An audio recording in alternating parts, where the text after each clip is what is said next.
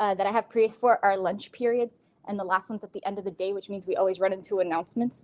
So that's one of the reasons I usually try to choose second period, and if this recording messes up, then I choose another period to do it again. All right, so let's go ahead and get started. So, Unit 5, Lesson 1, we're going to go over 5 classic chemical reactions. And so by that, I mean types of reactions. Out of all the known chemical reactions that exist where reactants turn into products, they can fit into these 5 types. At least most of them can fit into these 5 types. So that's why at the high school level, we study the basic types of reactions. And then if you were to go into further study, we would look into exact little differences between other chemical reactions. All right, so let's get started. First things first, if you didn't take out a periodic table, it should be the one from Unit 4 that you can write on. You should have one out because you're going to need it for the process today. The specific things you're going to need are the charges of your groups. You need to know that everything in group 1 is +1.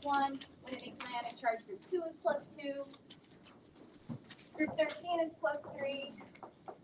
I know it seems like I repeat a lot of stuff, but that's because the same things come back over and over again. And so we'll need those ionic charges because we'll be making ionic compounds in the process today, at least in some of the processes. Then you're also going to write that little 7 just to remind yourself of your diatomic elements, because when elements are made naturally, they're made in their standard state. So we still have to know standard state. And then other than that, I would also fill in, there were a couple of metals here that had fixed charges. Do you remember what they were? I'm like pointing them out. What's the charge of silver always? Silver is always? +1. And then zinc and cadmium are always +2, which is why if you've got those elements provided to you, they don't give a Roman numeral because they're assuming you know silver's +1 and zinc and cadmium are +2. So if you forgot that, you may want to also fill that in to your little periodic table. We did that back in Unit 3. Your polyatomic ions. Just remember, you can have your sheet out whenever you need them. I have them in the front of the classroom as well. They will show up here and there throughout the unit. Probably not today. So here we go. Let's begin. 5 classic chemical reactions. We're going to write down the first 3 and then go over these specific 3 reactions. The first one, and so go ahead and write down the title, types. Number 1 is called synthesis/combination. The part that says important here, you probably want to write that down as well. I added that last night. It is important to note in these general types of reactions, oftentimes we're going to use letters such as A, B, C, D. Those letters are just to represent every time you have a capital letter, you have an element. And so this is an element plus an element makes a element. What happens when I smush A and B together? We now have a compound. So that's what that's communicating to us. In a synthesis reaction, we technically have 2 reactants, and we're going to turn that into 1 product. An example is element plus element goes to compound. But any 2 reactants that combine to form 1 product is technically a synthesis reaction. Make sure you're writing this down in your notes. Good.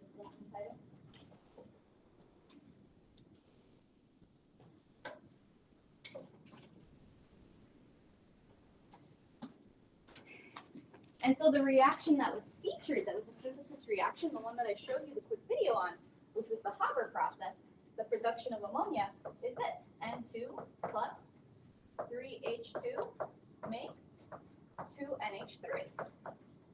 Element, nitrogen, plus element, hydrogen, in their forms that they exist on Earth, how we get it out of the air, makes ammonia.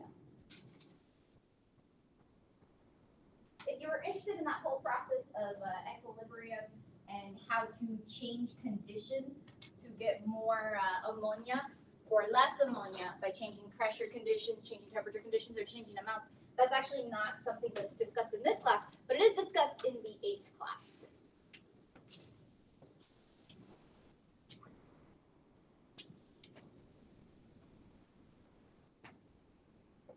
how to alter factors to make more or less products in equilibrium reactions. And this is actually an equilibrium reaction, so I should put a double arrow because it is reversible.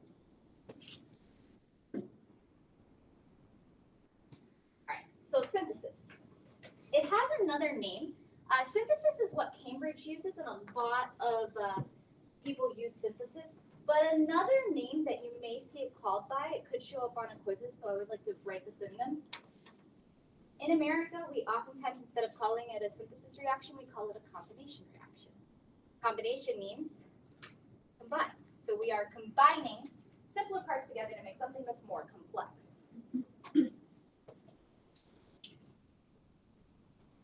And what about decomposition, the second type? So I told you we're going to cover 3 out of the 5 today, the 3 that are the easiest to get through, the simplest to get through. Take a look at what's happening in decomposition. You have what on your reactant side? It's a compound, right? And what happens when it turns into products? It turns into elements, right? Elements plus elements in this example reaction. Or one product or one reactant turns into 2. It could be or more. You have 2 or more products. So basically, the way to think of decomposition, the word decompose means to break. So the compound is breaking apart, and there's multiple different types of decomposition, but it's breaking apart a lot of times into its constituent elements. And so the main thing that's important here to see about decomposition is you start with one compound on the reactant side, and it breaks apart into multiple products. So that's what you're looking for this type of reaction. And then once again, the capital letters are supposed to represent to you that you have different elements.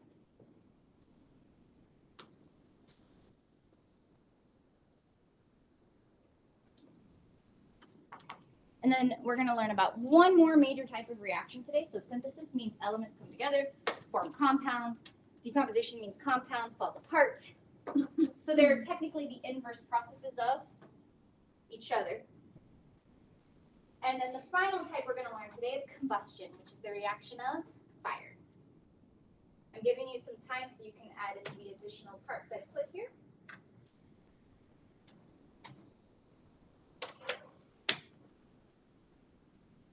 One of the classic decompositions is this one. You'll notice that it's not exactly a compound 2 elements, but take a look at it. One reactant and multiple products. So this would be 3, 2, 2 for the correct balancing.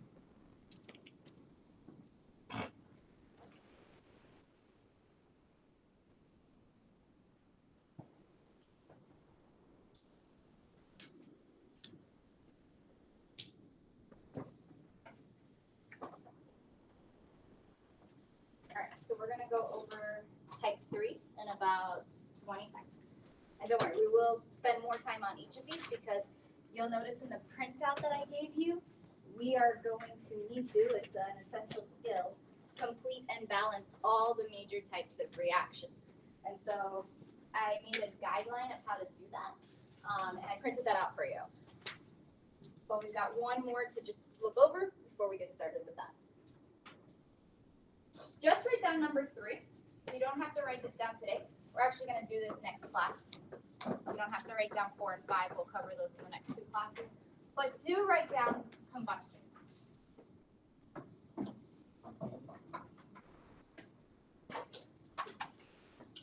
You need to apply some energy in the form of fire to make it happen. Yes. Yes. So the third type we're going to look at today is called combustion. And this should look familiar to you because a lot of the balancing questions we had looked like this, where we had these carbons, these hydrogens, these oxygens, and we had to balance them out. This is one of the classic types of reactions. This right here is some kind of fuel. or organic source of energy. So carbons and hydrogens, we call them hydrocarbons when we put them together. We're going to spend our final unit of study this year talking just about those and studying those. But when we take something that is a fuel or organic, that's carbon, hydrogen, it could be carbon, hydrogen, or carbon, hydrogen, and oxygen, and we burn it with oxygen from the air, we get specific notable products.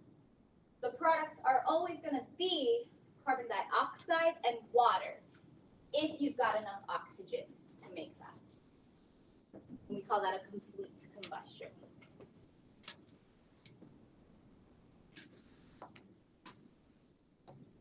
I'm going to put excess. If you don't have excess oxygen, instead of making carbon dioxide, you may make carbon monoxide. And I believe I've talked a few times about carbon monoxide, that it is extremely dangerous. It will suffocate you, go into a coma, and you could die if you're not removed from it immediately. And so in car engines, combustions occur because fuel is burnt in at least most car engines that we use, unless you're using electrical vehicles or some kind of alternative energy. In most vehicles that use regular gasoline, this reaction is employed. And so it's really important that your car has a piece in it. They invented it a long time ago, like 60 years ago, called a catalytic converter. And it changes carbon monoxide into carbon dioxide. So if your car does incomplete combustion, there's a little piece of equipment in your car that will change it into carbon dioxide. But if it's not working right, then that's why they say never leave your garage door closed and your car on, because you can suffocate yourself that way. It's because of that.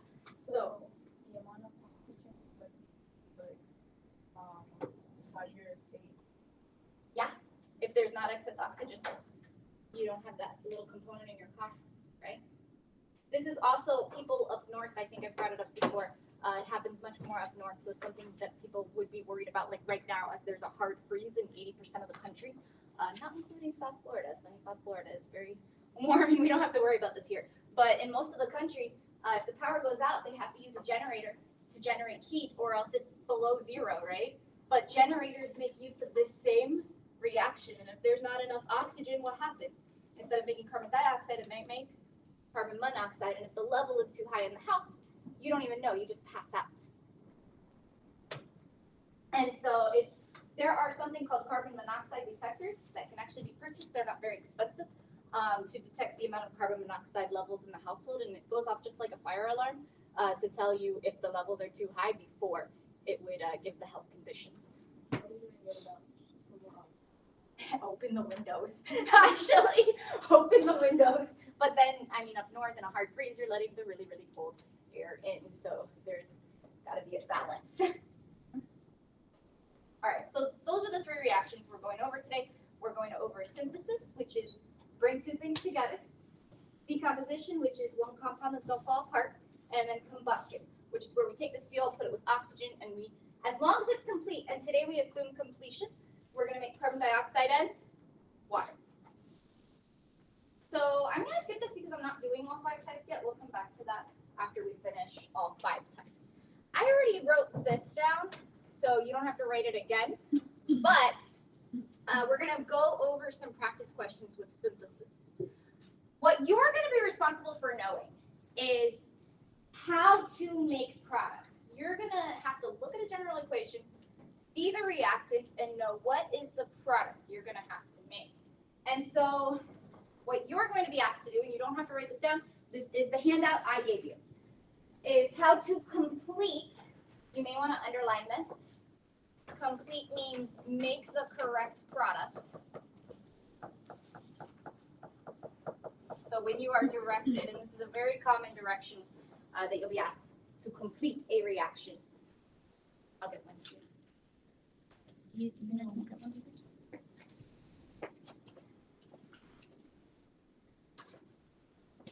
Can you want to? Sorry about that. There you go. I think it might be because somebody was taking it.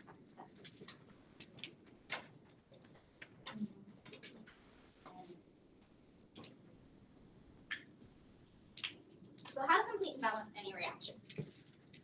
There's going to be a series of steps you need to follow to get this right.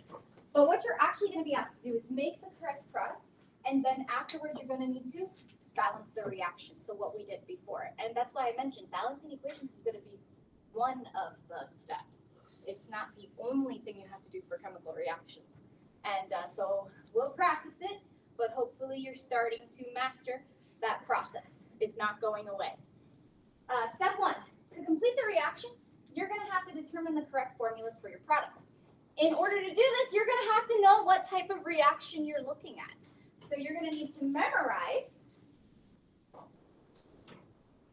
Oh, I see 2 elements on my reactant side. That means I'm going to make a what? Compound. So I know my product has to be a compound. I see a compound on my product side. That means I'm going to need to split it up into elements, right? And then the other one for today is, oh, I see CHO, CHO, some kind of carbon-hydrogen thing, and oxygen from the air. That's going to automatically make me these products, carbon dioxide and water. So you are going to have to memorize how to recognize which type of reaction you have. So then after that, if we form an element, it is important to note that you always have to form the element in its natural state, because these reactions are done at standard pressure and standard temperature. So we have to assume that these reactions are happening not on Mount Everest, they're happening down at ground level. And so everything will be made in its standard state. And if you make a compound, it will typically be an ionic compound. So you'll use the charges from the periodic table and then swap them or cancel them out to make the neutral compound. That's step 1. Don't skip steps. If you try to skip steps, that's where things can go wrong very severely, very quickly. Process. That's step 1. Step 2 is to balance the equation. Step 3 is to include states of matter. So you are going to now be asked to include states of matter for elements and for compounds. For elements, we use the standard states that you were supposed to memorize in Unit 4, meaning you are supposed to know, for example, if you make bromine, that's a liquid. And if it's a compound, you just got to remember if it's an ionic compound, you may want to write this little note. Ionic compounds are solid unless in water. What would they be if they're in water? Do you remember? If I have an ionic compound, I have it in water, like salt in water, what would the state be? Dissolved in water. Aqueous. Right? So you may want to write that down. And if it's covalent, there's a few that you'll have to know by heart, meaning you have to know water is a liquid. That one I would say you have to know by heart. I would say that one would be. Water is a liquid. The other one you should know by heart is carbon dioxide. Carbon dioxide is a yes. You don't have to know all the covalent compounds by heart, but at least these 2 because they're in one of the major types of reactions. And actually water is more than one of the major types of reactions.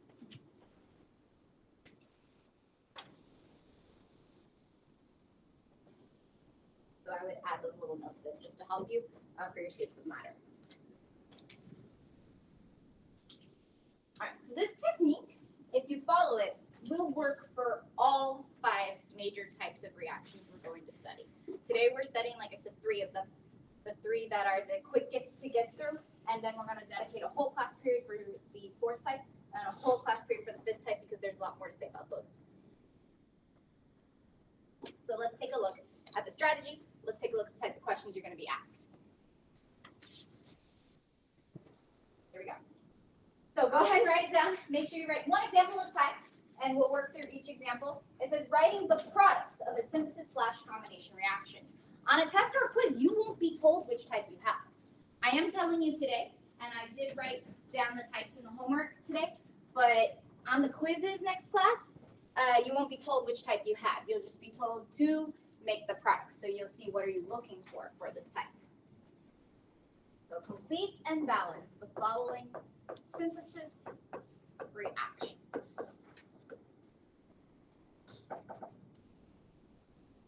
Notice that I wrote the general formula for this type at the top. That is the general formula you need to memorize. That you're taking elements and you're putting them together to make a compound.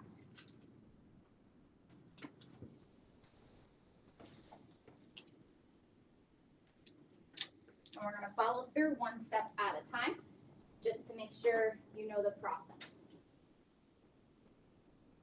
What does it say step one is to do? And this is where most students mess up. Find So pay careful attention. the ionic group. So step one,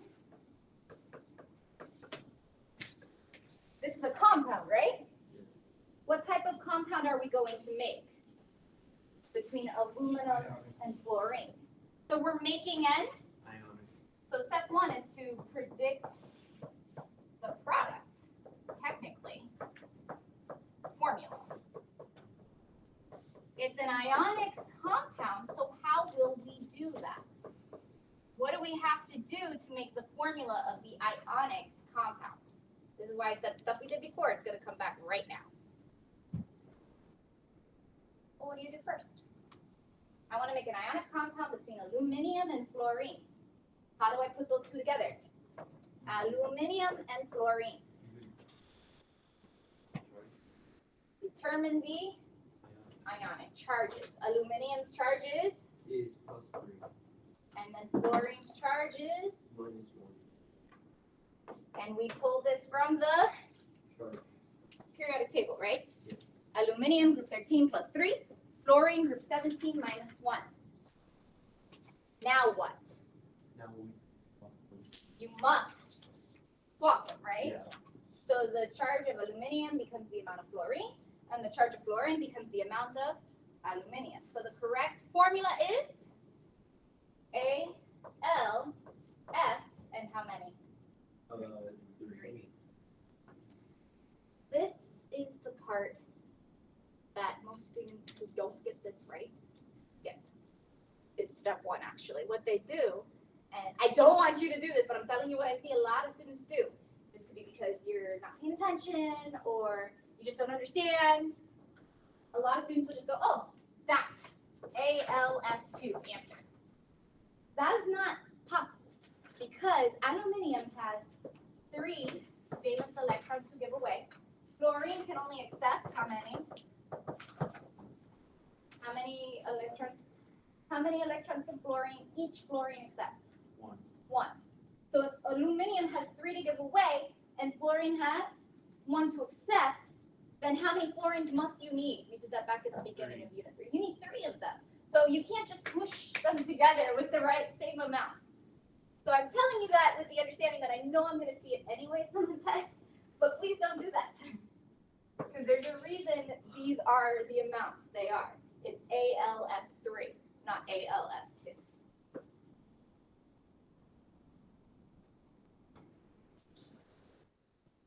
That's why I said this class builds. Stuff we learned before is going into what we're doing now. So this is AlF3. At the end of step 1, we have our formula. Now what is step 2? Constellation. I don't see underlines. Does that mean we're taking the training wheels off? So you put the underlines if you want, right? Where do they go to balance the equation? In front of where? Of both AL. AL, F2, and ALF3, right? So you place the underlines. You're going to have to balance the equation. I do expect you to know how to balance the equation at this point. I'm going to start with fluorine. I've got 2 fluorines on the reactant side and 3 fluorines on the product side. So there's 2 different ways you could do this. Someone give me a suggestion on what to do. AL1, AL, and then F2 could be.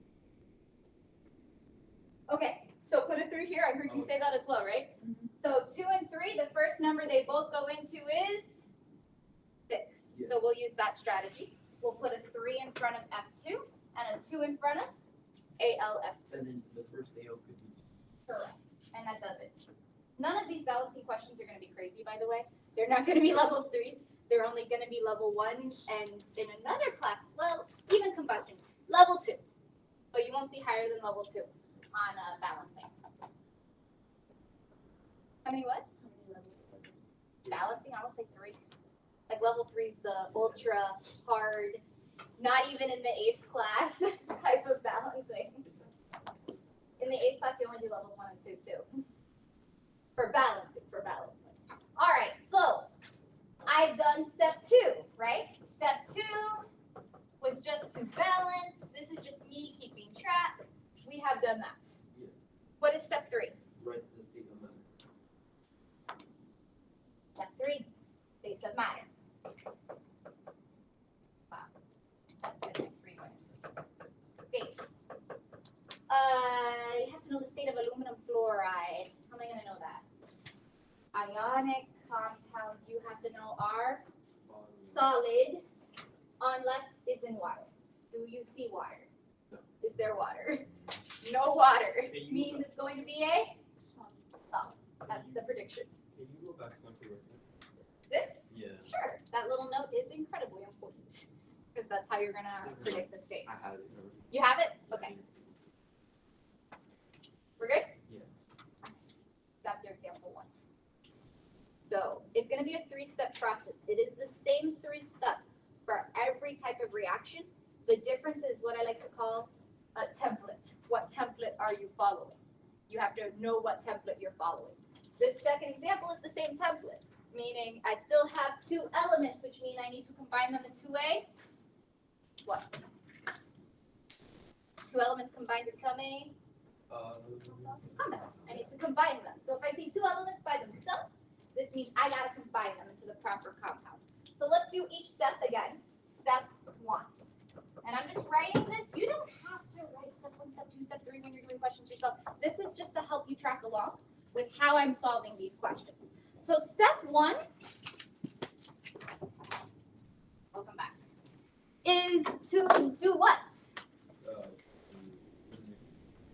I gotta get that formula, right? Yeah. To get the formula, I have to do what? Because sodium is a metal and oxygen is a non-metal, I've gotta do what to get the right formula?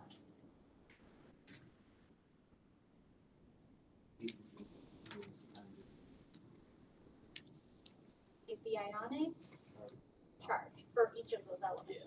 So I need to get sodium's charge and I need to get oxygen's charge to predict what's the way they combine together. Yep. To do this, I need the periodic table.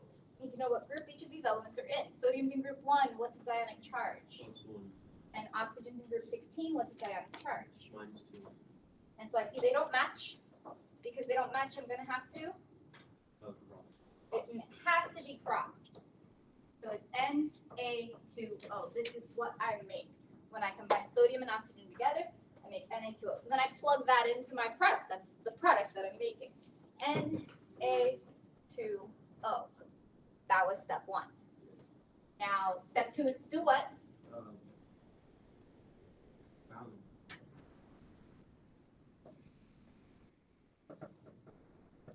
It's just me writing out my stuff. You have them on paper. Balance. That's where we're at now. What do we got to do? I'm going to put it the underlines, right? Yeah. For Na, the first one is I'm actually going to suggest fixing oxygen first. I've got 2 oxygens on the reactant side and 1 oxygen on the product side. So what do I need to put in front of Na2O? And remember, you can use pencils, so you can go back and 2. forth. But the reason why I suggest this is because when I fix oxygen, now I automatically change the amount of sodium. How many sodiums do I now have in this compound? 4. 2 times 2, which is 4. 4, which means I'm putting a 4 here. So this is 4, 1, 2. You don't have to put the 1 in. Step 2 is done. Balanced. Yay. Formula balanced. Step 3 is state of Matter. matter. It's still an ionic compound. Is there water? No. So the state is Solid. solid. Easy prediction. Hopefully. Will there be water later on in the unit? Yes. 100%. There will be. Most chemical reactions we do that you see us that we're going to be doing are in water, like in solutions with water. So yes, there will be water in many of these reactions, just not yet. Good to move on? Yes. Yeah, go ahead. All right, so that was synthesis/combination. The next type is called decomposition. So what that means is our template technically changes, right? Instead of two elements combining to form a compound, we now have a compound falling apart into its elements. Yeah. Oh, you can be next. All right, so elemental decomposition is the first type of decomposition. It might be the only type we do today. It depends on the time. So elemental decomposition, you're going to want to write that down. That is specifically when a compound breaks up into the individual elements in the product side. So if your compound has two elements in it, you'll get two individual elements as your products. If your compound has three elements in it, how many individual elements will you get? So like if you had an A, a B, and a C, that would break up into A plus B plus C. So that's the first type. We call that elemental decomposition. We have a compound that breaks apart into its individual elements.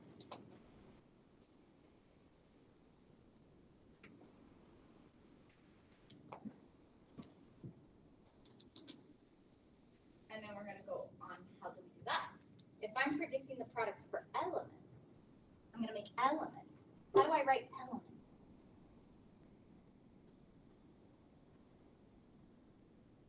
What are we going to have to look? I'm giving you a little bit of time. What was the question again? If I'm going to have to be predicting, I have one compound, right? And it's breaking apart into its elements. How do I know how to write the elements on my product side? What will we be looking at? Periodic table? Yeah. What is the specific? How do elements break apart? If oxygen is produced, how is it produced? What would be the identity of the oxygen? Is it ozone that's produced in a standard chemical reaction? What type of oxygen do we breathe in? All right, the answer is the standard state, O2. So when an individual element is made, it's made in its standard state. So those standard states I taught you about last unit, those you'll have to have ready to remember, which is why I broke it up the way I did, because I figured you still hopefully remember what standard states you have. Here we go. Complete and balanced elemental decomposition. So the template, the style is this. A, B goes to A plus B. So you're going to see one compound, and you're going to predict what elements it breaks up into. Great. Well, let's follow our steps, because we got to get our right formulas. So what's step one? Find the correct formula. Correct formula for product, right? Correct formulas for products. What's the correct formula for our first product? What's our first product? Determine the ion. It's not ionic. What's breaking apart here? That's So separate the calcium and the sulfur. So instead of CaS, you're going to have Ca plus S. So you're splitting them apart into multiple products. Yes. There's a line. Wait for Rachel. Rachel is the next in line. Does this make sense so far? Yeah. Split into two. The plus sign separates each individual product. Now, I haven't finished step one, because what is the correct formula for each of these? That is each of these elements monatomic, exist as one, diatomic, exist as two, or polyatomic? And so it says here in your guidelines, if an element is formed, the element will be formed in its natural or standard amount, whether it's a monatomic, diatomic, or polyatomic element. A quick reminder, that's why you wrote the 7 on your periodic table, is to know that these elements, when they're formed, are formed as 2. What's the other one that's not included in the 7? Just a reminder. Hydrogen's also, when it's made, it's produced as 2 together. All metals are monatomic. And what are the only 2 polyatomic elements? And how many? P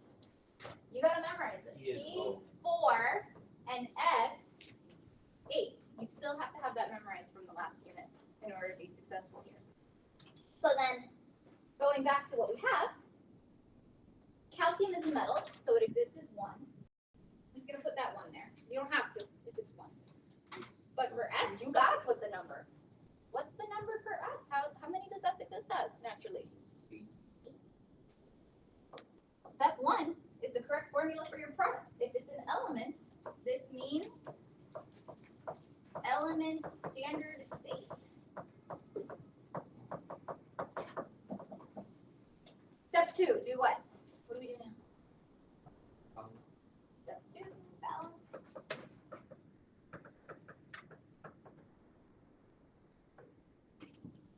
So what do we fix first? There's only one thing that it shows us to fix right now. What do we have to fix? The CA plus.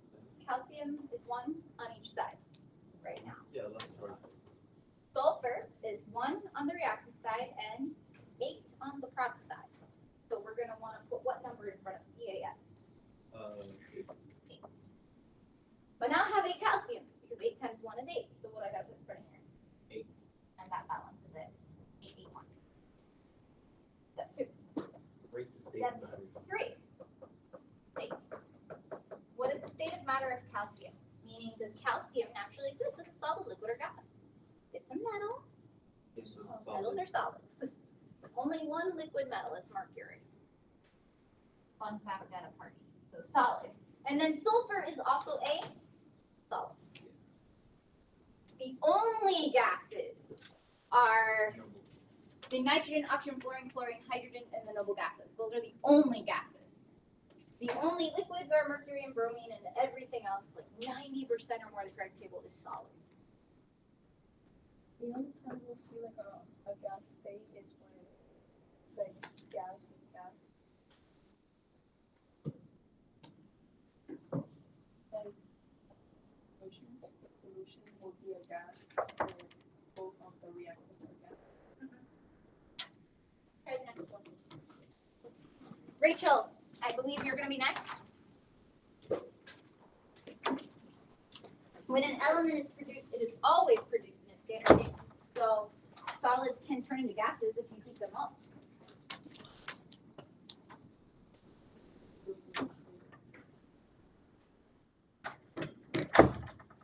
It technically doesn't matter for this process because you can add in the heat yourself, but you're just making the elements as they naturally exist in time.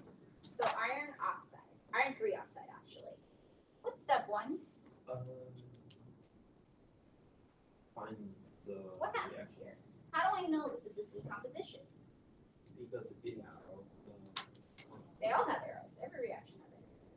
How do I know this is a decomposition? because I see a single compound. Single compound, the only thing you could, the literal only way you can do a chemical reaction with a single compound is to break it apart. That's the only rearrangement that's going to happen in atoms.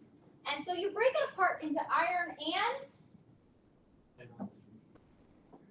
so you split the elements up, right? That's step 1.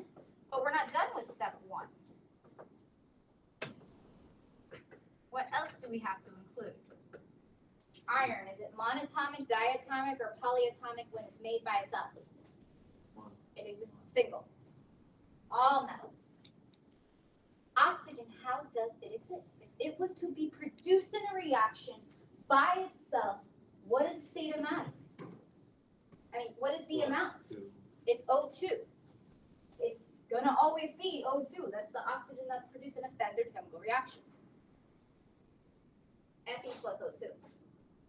So these numbers are coming from the standard states that you're supposed to memorize from Unit 4 that you were just tested on. You're going to be tested on again. Step 2. Balance. I'd start with the oxygens if I were you.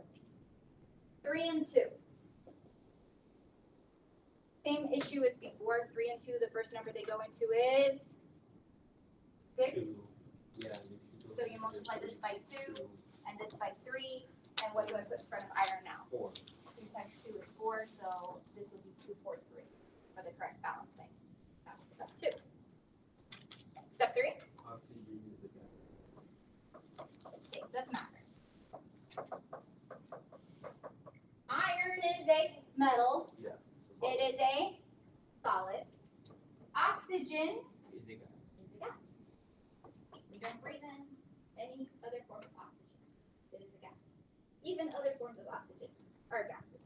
Oxygen is always a gas. All right, good? Yeah, makes sense. All right, so we've done 2 types. We only got one more type to get through, officially. And then if we have time, I may show you what extra credit you could see. Like, what is a type that would be in the AICE class, but technically you don't have to know for pre-AICE, like you don't have to memorize for pre-AICE. So I'm gonna skip the thermal decomp because that, like I said, would be the extra credit. Let's go over the third major type. This is type 3. Type 3, I had already talked about, but this is the type we're gonna see now. So what is unique about the reactants in combustion that you haven't seen in the other two types of reactions? What's unique here? The polyethylene. Water's a product, but you're not going to see that in the question. You're going to see this. What's unique about the reactants in Because it has combustion? an extra oil. You see CHO. So your key here, a way to recognize you've got combustion is look for the elements carbon, hydrogen, and oxygen. Carbon, hydrogen, and oxygen. If you see those specific elements on the reactant side, you're going to have a combustion. Specifically reacting with oxygen gas from the air, this is a combustion. So look for CHO. CHO's your guide. Oh, I'm going to make these products, carbon dioxide and water. Specific notable products you've got to memorize. So you're looking for CHO on the reactant side. CHO. And yeah, you notice the X and Y. What does that mean? It's a math thing. If I see X and Y, it means they could be different amounts of carbons and different amounts of hydrogens. And you've seen a lot of different examples already where you've seen like CH4 or C5H12. We've done a lot of these when we were balancing. I think I showed like 3 or 4 examples and you had a bunch to do with it. All right, so this is the last type for the day that we have to get through. And this is the reaction of fire. So when we burn something, this is the reaction.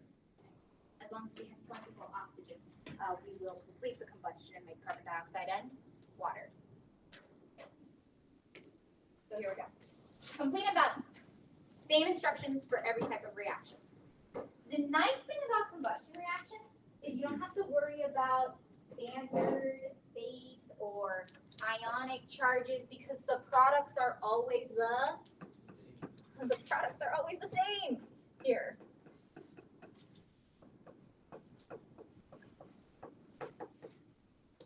So our template,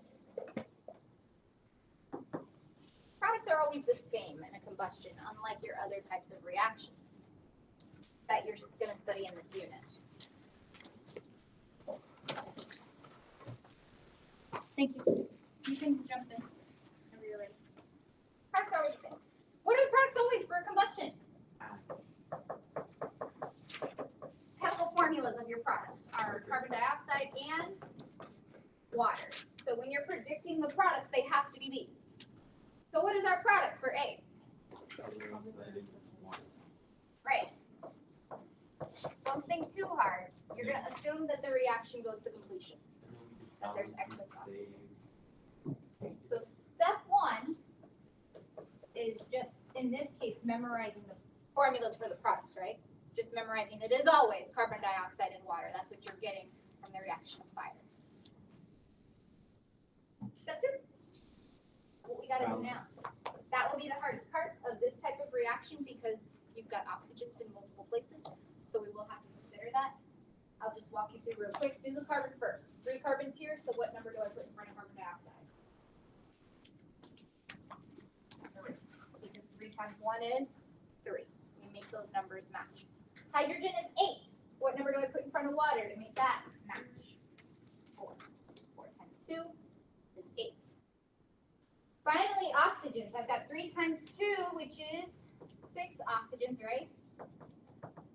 3 times 2 is 6. But here I've got 4 times 1, which is 4. And I have to add those 2 amounts together, 6 and 4, which is?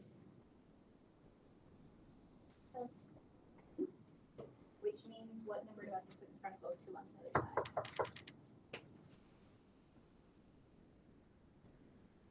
What multiplies with 2 becomes 10. 5. Back. All right, Damien. 2 minutes. So this is 5. State of matter. What's the state of carbon dioxide?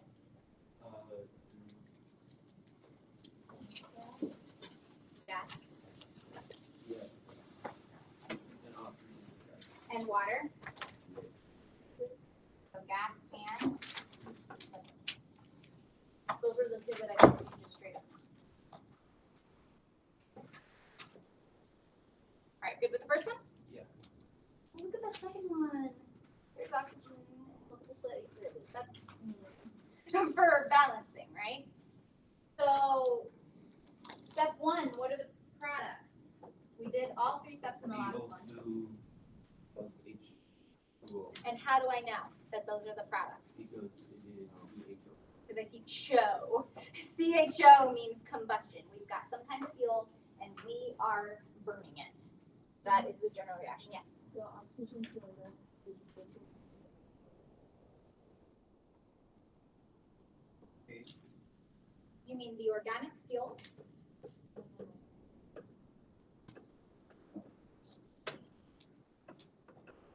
Fuel plus oxygen. Your products are carbon dioxide and water. Carbon dioxide is gas and water is liquid. Now what do? We're taking a fuel, we're burning it. These are our products from step one. Step one products are always the same for combustion. Always the same.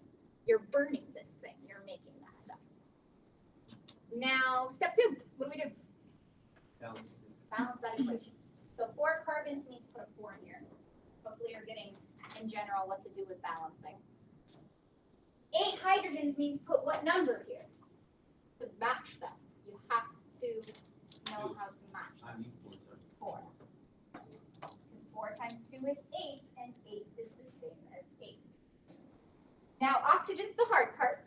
4 times 2 is 8, and 4 times 1 is 4, and 8 plus 4 is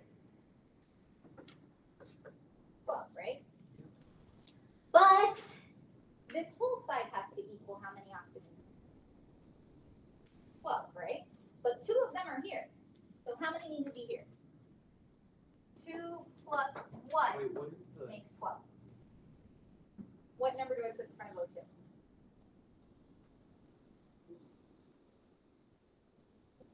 It would be 10 oxygens, right? 2 plus 10 is 12. But what number does this have to be to make that happen? 5. And so that's a little bit more difficult in terms of the balancing you have to do. That's the hardest part of combustion, is the balancing. Because it's a level 2, remember. Finally, states of matter. So once you get it, it's the same process over and over and over again. It's first, make your correct formulas. Second, balance the equation. Third, states of matter. And you see that I had taught each of these little components at different points in the year, so that would make this process much easier. So carbon dioxide is what state of matter. And water is a, right? So the products you make determine what the states are going to be, not the reactants, because you're transforming your reactants into something new. Those new products have new characteristics. So don't look at the states of matter of your reactants to predict the states of matter of your products. Look at your products, see what you made, and that's how you know your state of matter. All right, so we actually, we have a little bit of time. I'm going to give you time to work on the questions in class so that I know that we only have one class period this whole week. So if you can try to get this done in the next, it's close to 30 minutes, you won't have homework this weekend. But I have a variety of examples for you to do. Skip question 3. I'm going to put it up here, what it is. It's called thermal decomposition. But this is, like I said, extra credit. So if you were to do this on the test, if it shows up on the test, this would only show up as extra credit. It's the second type of decomposition. It's only tested in the AICE class. So there's some AICE questions I can pull. AICE meaning the college level class. If you want to write this down, you can. Otherwise, skip question 3 on the homework. Skip question 3. It'll say the title, thermal decomposition. Do the others, questions 1, 2, and 4. So only do questions 1, 2, 4. Question 3, if you want to try your hand at it, is this. All right, here you go. And if you can get this done and turn it in by the end of class, then you have no homework to do this weekend. You can also work with a friend to solve the questions. Make sure you are following through the process. And if you want me to check your answers, I'll be glad to check your answers before you turn it in.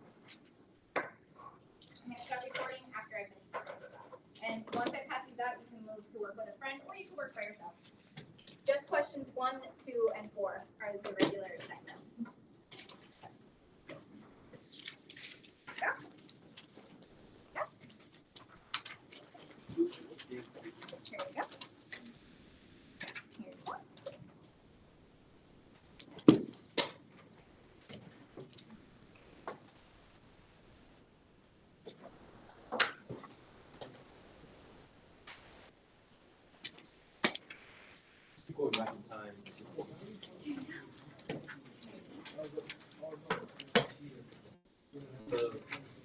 we know where you want to go. Let's go back.